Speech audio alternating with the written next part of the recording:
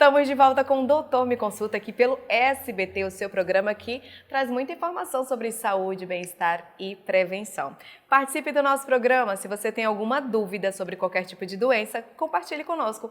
Basta você enviar para o número da produção que está aparecendo aí na sua telinha e eu conto com a sua participação. E agora, a Clínica Mãe de Deus tem um recado para você. A Clínica Mãe de Deus oferece serviços ao alcance de todos e trabalha para que a sua saúde e a sua satisfação sejam garantidos. Dispomos de planos facilitados para que você e toda a sua família tenham acesso à saúde de qualidade e sem pagar caro por isso. Contamos com diversas especialidades médicas, dentre elas ginecologia, nefrologia, endocrinologia, fisioterapia motora, além da especialidade de fisioterapia respiratória para a recuperação de pacientes com Covid, pós-Covid e doenças respiratórias de modo geral. Trabalhamos com uma equipe de profissionais qualificados e sempre pronta para lhe atender. Funcionamos 24 horas com atendimento médico clínico pronto para lhe atender. Entre em contato e conheça um pouco mais de nossos serviços. Telefone 3224-0325 e 98119-1620. Endereço: Avenida Major Williams, 1782, São Francisco. Para você que chegou agora no Doutor Me Consulta, saiba que nós temos um quadro para falar sobre saúde animal também. Então, se você é mãe ou pai de pet, fique ligado aqui no Doutor Me Consulta. Hoje nós vamos falar sobre doenças renais em gatos e quem vai trazer todas as informações é o doutor veterinário Maurício Costa. Tudo bom, doutor? Seja bem-vindo. Olá, tudo bem, Kelly? Olá, telespectador. Tudo bem, doutor. Então, vamos falar sobre doenças renais em gato, né? Exatamente. Quais são as principais causas? Então, Kelly, esse é um tema bastante abordado em felinos, porque os felinos eles têm uma certa dificuldade em tomar água. E, em consequência disso, a gente, conforme ele vai ficando mais velho, a gente pode ter um desgaste natural dessa parte de filtração renal e, consequentemente, ele vai ter o problema renal, né? Pois é, olha, o gato, ele sempre passa a ideia de ser um bicho muito independente, né? Então, raramente a gente consegue visualizar se ele está comendo bem ou se até mesmo se ele está bebendo água, né? Exatamente. Por exemplo, a gente que tem um gatinho em casa, como observar de primeiro momento? Porque antes da gente buscar uma ajuda veterinária, a gente começa a observar algumas atitudes, né? Algumas situações no gatinho meio que anormais ali que dá um alerta na gente. Então, assim, como saber que talvez o meu gato esteja com um problema renal? Então, isso é um tema bem interessante que você perguntou, porque normalmente a doença renal ela é uma doença silenciosa.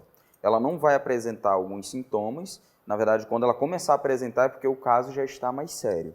Então, uma coisa que a gente começa a observar seria um quadro de polidipsia, que seria o quê? Do nada ele começa a tomar bastante água, ele pode apresentar quadro ou não de vômito, e são alguns sintomas, né? Não quer dizer que eles venham todos assim. Ele pode apresentar alguns sintomas de vômito, alguns sintomas de diarreia, ele vai ficar mais quietinho, você vai perceber esse tipo de coisa. Por isso que a gente acaba aconselhando também que seja feita aquela medicina preventiva, que eventualmente, assim, passou de certa idade, normalmente eu indico 4, 5 anos, você comece a fazer exames para a gente se antecipar a esse tipo de sintomas e esses tipos de patologia. Sim, com certeza. A gente sempre bate aqui na tecla de que prevenção sempre será o melhor remédio. Exatamente. E doutor, além da falta de água, talvez, né, que o bichinho não esteja tomando de forma correta, a alimentação, por exemplo, algum tipo de alimentação pode contribuir para essa doença renal também? Na verdade, não diretamente, mas uma coisa que nós usamos ao nosso favor é o seguinte: como o felino ele já tem um probleminha para tomar água, a gente lança a mão de quê? De ração úmida. Os sachês. Sim. A gente pede, uma dica que nós damos aos nossos clientes, né, aos tutores, é o seguinte: pega um sachêzinho, ofereça sempre, não ofereça ele misturado, né? Pega o sachêzinho, completa com a mesma quantidade de água e coloca num potinho para que o gato seja estimulado a tomar mais água. Outra coisa que a gente usa bastante é a questão da fonte.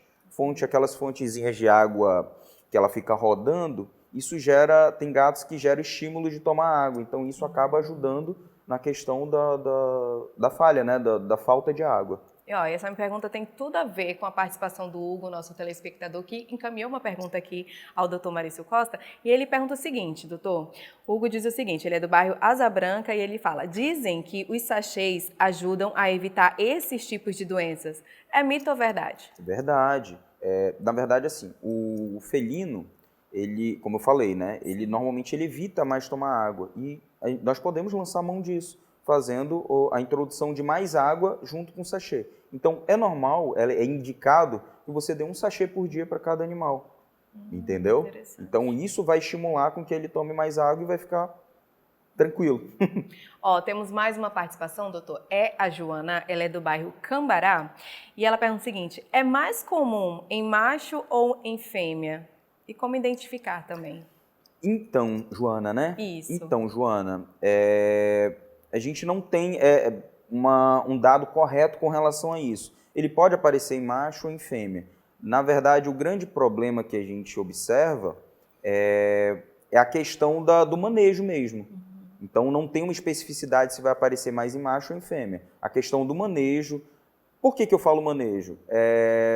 Tem filhotes, tem pacientes que, às vezes, até por desconhecimento mesmo do tutor, eles vivem a vida desregulada, entendeu? Então, em algum momento, isso vai aparecer. E, nesse caso de você não estimular, de você não ter um aconselhamento veterinário, isso pode ser um pouco antes do que o esperado.